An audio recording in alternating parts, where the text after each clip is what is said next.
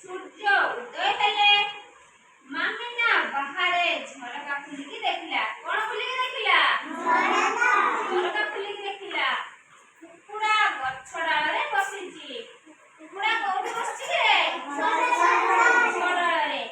କୁକୁଡ଼ା ସେମିତି କଣ ବୋବଉଛି? କକ୍ କକ୍ କକ୍ କକ୍ କକ୍ କକ୍ କକ୍ କକ୍ କକ୍ ଡାକୁଛି। ମାମିନାର ମା ଦାଣ୍ଡ ଉଳାଉଛି। ଦାଣ୍ଡ ଉଳାଉଛି। ମାମିନା ସେଜରୁ ଉଠି ମୁହଁ ଧୋଇ ଦାନ୍ତ ଘଷିଲା। ମାମିନା ଶୋଇଥିଲା, ସେଜରୁ ଉଠିଲା, ଉଠିକି ମୁହଁ ଧୋଇଲା, ଦାନ୍ତ ଘଷିଲା, ହେଲା। ଗାଧୋଇ ଜଳଖିଆ ଖାଇ ସ୍କୁଲକୁ ଗଲା। ପୋଷାକ ପିନ୍ଧି ସ୍କୁଲ ଗଲା। ବାପା କହିଲେ, ମାମିନା ଏଇଟି ହେଉଛି ସକାଳର ସମୟ। କଣ କହିଲା? ଏଇଟା ହେଉଛି ସକାଳର ସମୟ। ସକାଳୁ ଉଠିକି ଦାନ୍ତ ଘଷିଲେ, ସେଇଟା ହେଲା ସୂର୍ଯ୍ୟ ପୂର୍ବ ଦିଗରୁ ଉଦୟ ହେଲେ, ସେଇଟା ହେଉଛି ସକାଳର ସମୟ।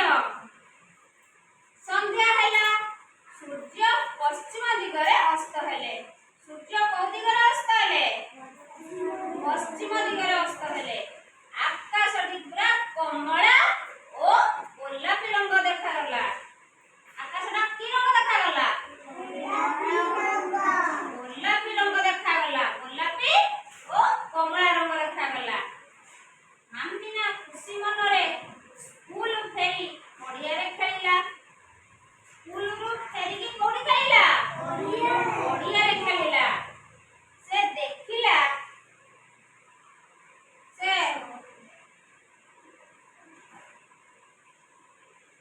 ସେ ଦେଖିଲା ତାଙ୍କ ଗାଁ ଲୋକମାନେ କାମ ସାରି ଘରକୁ ଫେରୁଛନ୍ତି।